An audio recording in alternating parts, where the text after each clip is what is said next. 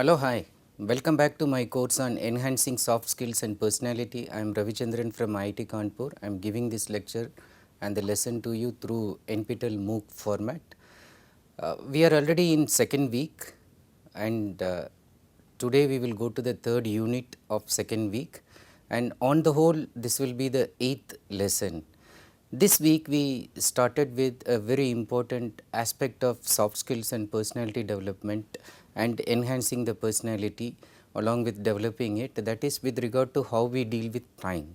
So, we started with managing time, and in this lesson in particular let us see how you can handle delay. So, if you are able to handle delay, you will be able to manage time almost perfectly. And in order to handle delay, let us try to understand what is procrastination and why do we procrastinate. Now, before I start, I would like to give you the highlights of the last lesson. What did we do in the last lesson? In the previous lesson, we focused on using time efficiently. Now, what did I mean by efficient use of time? Time efficiency itself implies identifying and doing activities of high value and by managing our habits and perceptions of time. Now, in order to manage our habits and perceptions of time and to identify high value activities, I suggested that you should have a systematic plan. And what are the steps in having that kind of systematized plan? First, you should plan for lifetime. You should not plan for what you will do now, moment by moment. You have to think, as Stephen Covey talks about in his 7 habits of highly effective people, that he says that you should plan with the end in mind. So, you should think of what is going to happen to you after 10 years of your career, 20 years of your career, 50 years of your lifetime. What are you planning to do? And having planned, then break your life plan into achievable goals. So, you make it smart in the sense you make it measurable, you make it effective, you make it flexible, workable and realistic and time bound also. And then at the same time you try to write your goals.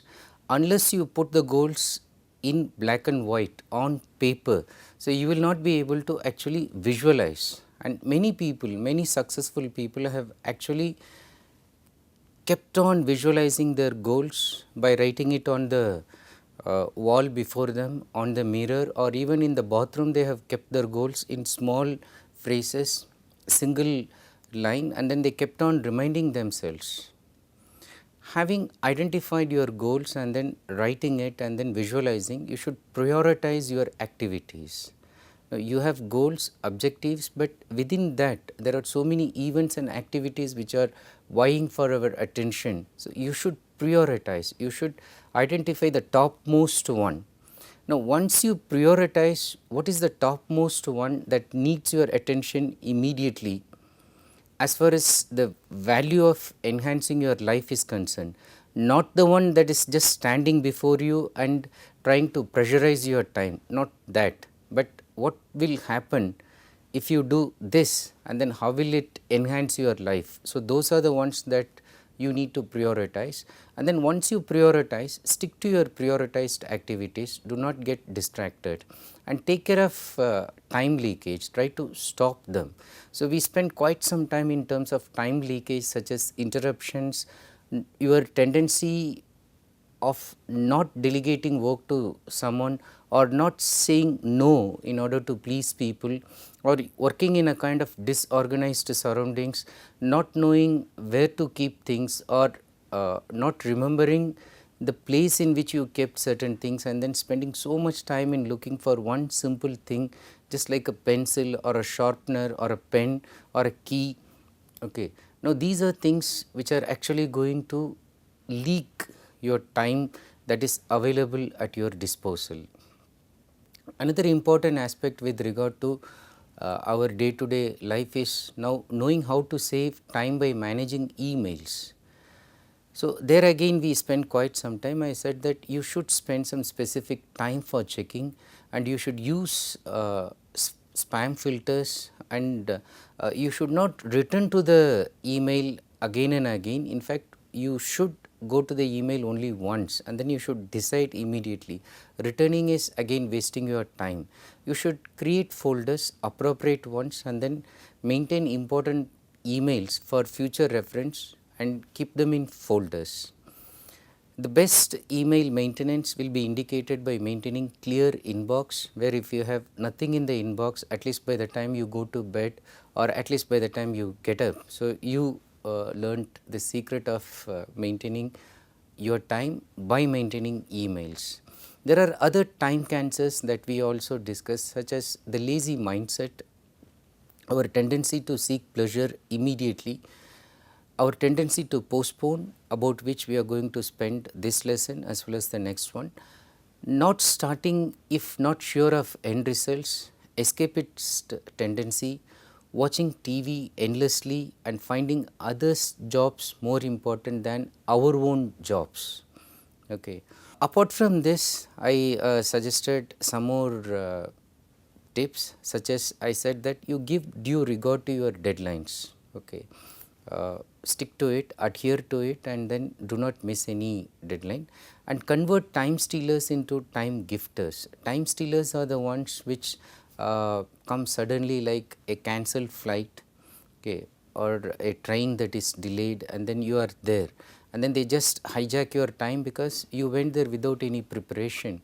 But if only you can go with planned activity even during this time, and the time stealers become times which actually gift you unplanned time that comes to you at your disposal, and then you can use it for activities which you normally do not do, such as like even writing a poem, arranging a meeting and all that. I concluded by discussing with you Stephen Covey's model of how you should prioritize the most important one at the top, and then I also threw some light on Pareto principle, which is a very interesting principle which introduced the concept of 80-20. So, 80% of your productivity depends on 20% of your activity. By extension, we also discussed that 20% of your problems are the ones which are actually giving you 80% of distress. Okay. Now, conversely, if you look at it, 20% of how you waste your time, that is the time you delay doing things, the time you spend in procrastination, can affect 80% of your productivity. Now, is it not worthwhile to look at how we can handle this delay?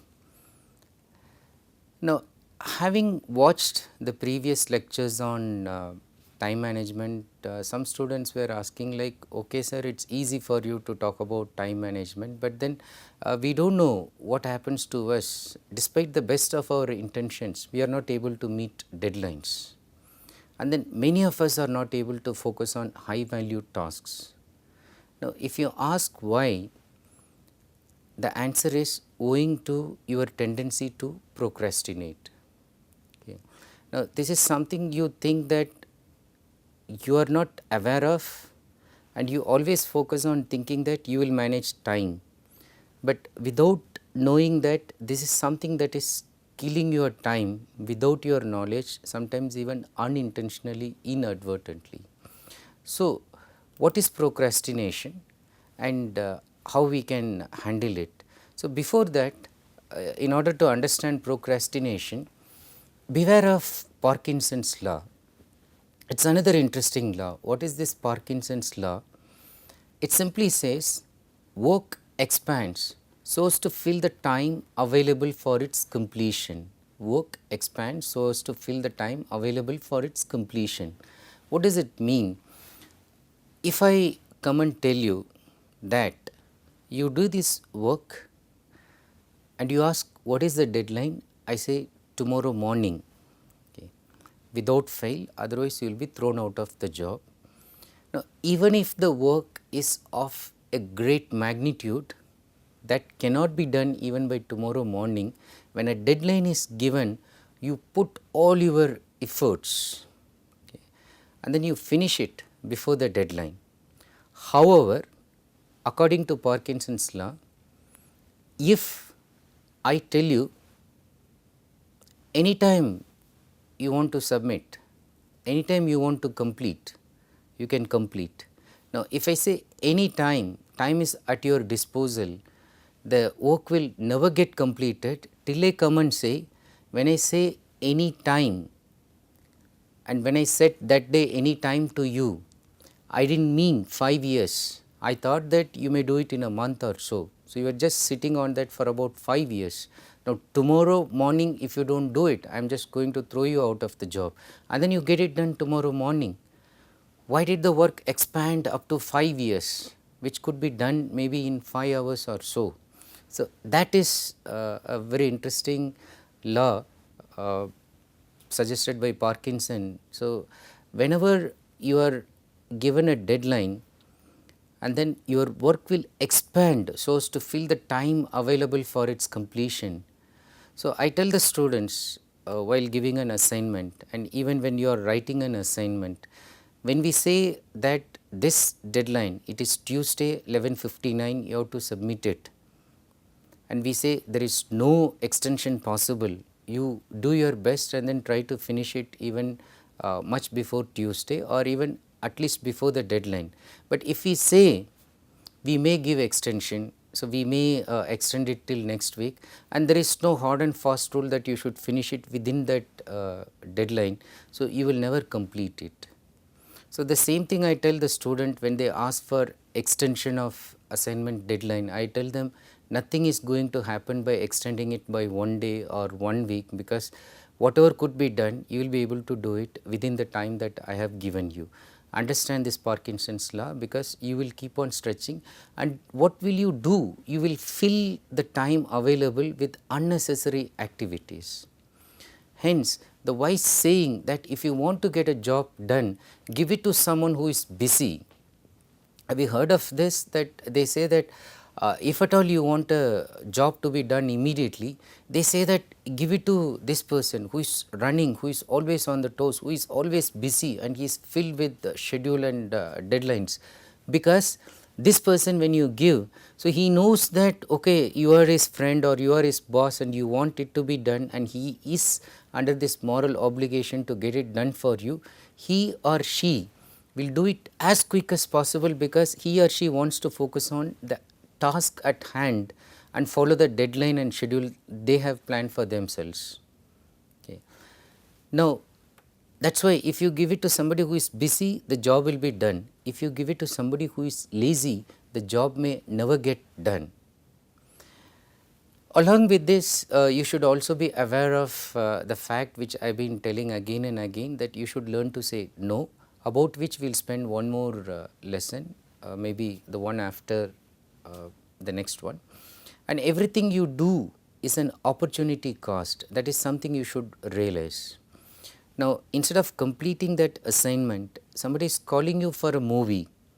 Now, it is at the cost of risking your assignment, not submitting it in time, or trying to do a cut paste and getting caught and then getting 0 in that assignment. So, not getting the work done and regretting later at the cost of enjoying a movie with your friend now.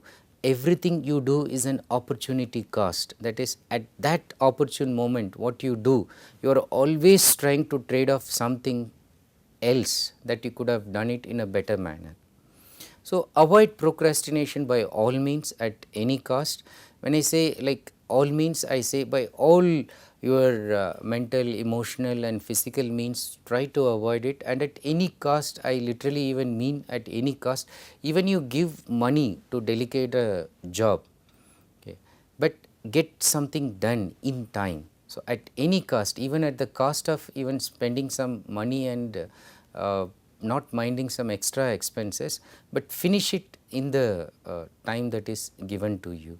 Now, why and why shouldn't you delay? Why should not you procrastinate? Procrastination, what is it? The act or habit of putting off, delaying or deferring an action to a later time, especially when something requires immediate attention. So, something needs your immediate attention, it is on topmost priority, but you coolly put it off, you delay, you defer, okay, you keep on delaying it and you think at a later time I can get it done. Interestingly, the word is coined from the root pro, meaning forward, crash indicating tomorrow. So, procrastination, your tendency to believe that there is a fast forward in life and then thinking that tomorrow it will be done better and then delaying tomorrow endlessly. In other word, if you want to understand what is procrastination, you can say that it is the abysmal gap, huge gap between what is intended and what gets executed. So, morning you plan that I will finish reading this novel. At 12 o'clock midnight when you are dozing off, you realize that, oh, only 5 pages I could finish. What happened? Okay. So, you got distracted and then there were other things. If only you sat through continuously, you could have finished that novel. So, the abysmal gap between what is intended and what gets executed. So, what you thought of doing and what actually you did. So, that is indicated by your tendency to procrastinate. And letting the low priority tasks interfere with the completion of high priority ones. So, that is again a symptom of procrastination. What happens? It will obviously result in panic, it will give you regret and you will regret that you should have started it earlier than the time that you actually decided to work on when it is already too late. What will procrastination lead to? Procrastination leads to squandering time, that is you just fritter away time when it is with you, and it will make you realize about the unused opportunities because of your procrastination.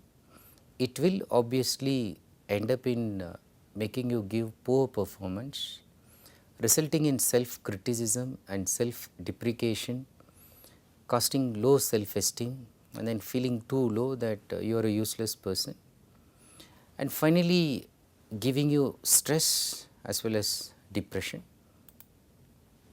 But if you can handle procrastination, what are the benefits? How would you feel? Handling procrastination obviously will relieve you from stress and it will make you cool. You will be very peaceful in your inner state of mind. You will develop resolve, strength of mind, strong will and determination.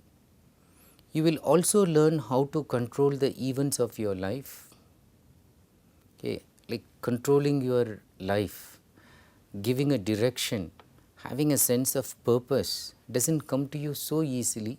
Only when you manage time and then you have huge chunks of time left for planning and executing the other goals of your life, you will be able to take control of the events of your life.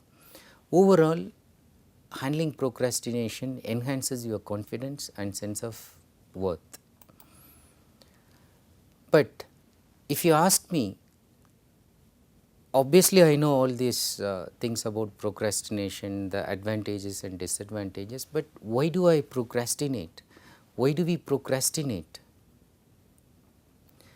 When we develop psychologically and emotionally fear for the unknown, we procrastinate. When we fear humiliation, failure and or rejection, then again we procrastinate. When we fear that we are inadequate and suffer from low self-esteem, we do procrastinate. When we worry too much about what others think, oh, what will they say about my performance? What will she think of me? What will he do if I behave like this? So, all the time worrying too much about what others think will paralyze you and then it will make you keep on procrastinating any task. And when we are pessimistic about the outputs, so we have a negative mindset and then most of the times we tend to think, oh, I will work very hard, I will do this in time, but I will not get the reward. The boss will not prize me, I will not get appreciation, somebody else will get it, I will not win the competition. Now, it is important for your own sake that you finish it in time, not for anybody else. And interestingly, what are the other times when we procrastinate? Even when we just feel lazy. Okay, maybe you just feel tired, you just feel lazy, so you just want to unwind sometimes. So that is also the time we tend to procrastinate.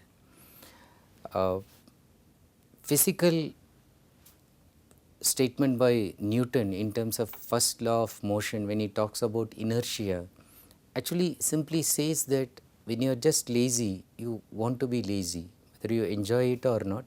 It is a physical state in which inertia is trying to beget inertia, it is not letting you get up.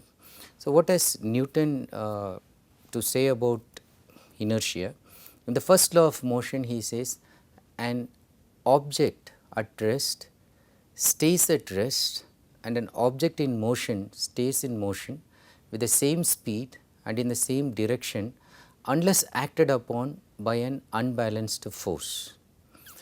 If a person is just resting, he or she would like to rest, and if a person is, let us say, running or moving or doing something in action, would like to continue with that action in the same speed and in the same direction unless acted upon by an unbalanced force. Something else comes and hinders, they keep on doing this. Both, one who takes rest and the other one who is in action. So, inertia is also a kind of human tendency that emanates in a physical level, and it is the tendency for the body at rest to stay at rest and resist change. So, you will need greater forces to initiate change in the body than to maintain change, which means when somebody is running, it is easy for the person to run or continue running, and when somebody is taking rest, it is rather much difficult for the person to even think of getting up. So, lying on the couch is easier than getting up. So, that is why people, once they are lazy, they just lie, and then they, even for water, so they will ask somebody to get it for them. Continue with the thought as why do we procrastinate? When we want to do a job perfectly, you may procrastinate because you may be a perfectionist and you want to do the job perfectly. You will wait till you get the funding, till you get the resources, till you develop the skill. Okay. And when you write that book, when you submit that thesis, okay, when you finish that work of art, you want that to be a masterpiece. Now, in the next lecture, we will learn how to sort out these kind of tendencies and how to beat procrastination and overcome. But understand that even if you are a perfectionist, so you may try to procrastinate. And we procrastinate, interestingly, when we are afraid of success, when you are afraid that success can bring its own pressure and then commitment and responsibility, which we do not want to face right now. And when we are addicted to adrenaline rushes, any kind of addiction, okay, especially the bad addiction, whether it is smoking or chewing gum or watching movies, spending time on the net, or even just chatting and whiling away your time. So, anything that slightly gives that mild rush in your brain and then makes you feel happy, okay, make you feel comfortable. So, those are things that you have to carefully see whether they are acting as procrastinators in your life. When do we procrastinate? When we wistfully think that the work will get done by somebody. So, we have an inner wish that, oh, I will not do it, but somebody will do it for me. We also procrastinate when we think that by delay the work will disappear. So, this really a kind of wishful thinking, and sometimes even unwise to think that way, thinking that if I delay somebody will do, but if I delay the work also may not be there. Okay, the work will lose its that timely value, and one need not to do that at all. So, some people even use delay as a kind of strategy to completely sort of negotiate with the work, or completely try to negate doing that work at all. And when do we procrastinate? When we are overwhelmed by the enormity of the task. So, when we feel that the task is too big and our mind makes a mountain out of a molehill, a very small thing, we think that, oh, it's like the Himalayas, you cannot do it. Look at this cartoon that I got from the net. So, it's typifies a procrastinate's mind in terms of getting overwhelmed. So, the person feels, okay, he says, the task I must undertake is towering over me like a great big monolith. So, what he says and what he thinks, it is too big to contemplate. So, I think I will go and have a little look at the internet. Now, this little look, thinking that I will just spend 1 minute time and then I will come back. Okay. The 1 minute never remains 1 minute, it becomes minutes, hours, sometimes days, and then coming back never happens. You endlessly get caught in this internet, and then as somebody pointed out, you lose your focus, get easily distracted, and you seek solace in trivial comfort zones which are available in the net. So, somebody called YouTube, Wikipedia, Twitter, Facebook, etc. as weapons of mass distraction. I would say this mass distraction equals mind distraction. So, when you yield yourself to this mass distraction, you are actually destroying your mind, you are destroying your will to do execute a job, you are destroying your mind to think creatively, you are destroying your mind to change you, mold you into a different person. So, it is important that you should focus and not get distracted. Interestingly again, when do we procrastinate? When we suffer from Peter Pan syndrome. Who is Peter Pan? What is the syndrome about? Peter Pan is a very interesting character created by the Scottish playwright J.M. Barrie. Now, the character has been immortalized in so many forms in cartoons and has become a kind of icon for a young child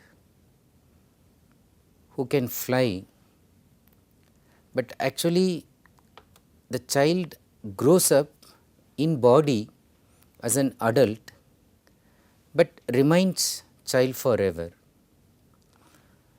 Now, the ability to remain child forever makes this Peter Pan, although growing as an adult, still thinking and feeling and acting like a child. So, from this psychologists derived the term the Peter Pan syndrome, which indicates a kind of emotional and social immaturity. So, to indicate people who do not want or feel unable to grow up. So, you will find that somebody looks so gigantic in form and figure, but then the person is just behaving like a child, acting like a child, feeling like a child. So, they have the body of an adult, but think, feel and act like a child. For instance, not starting a work without any motivation. So, if you want a child to do something, so you say that, oh, I will give you chocolate, so you please do this. Okay. If you pass in the exam, I will give you this treat. If you do this, I will give you ice cream. So, not starting a work without any motivation. And if something goes wrong, so tendency to blame others. So, what will a child do? It will always say, oh, I didn't do. So, she came and did this, that is why it broke. Although the child might have broken it on its own. So, this tendency to avoid responsibility, shirking responsibility, being irresponsible and not even letting one's mind to grow up and accept this level of responsibility, social obligation, and developing emotional maturity. So, that is considered to be Peter Pan syndrome. So, you should ask, like, do you have this syndrome? Are you behaving like a child, or are you feeling like a child by avoiding work? So, then you should realize that it is high time that you grow up emotionally. But as a concluding thought, I want to tell you that delay is dangerous, and delay can even lead to complete denial of something.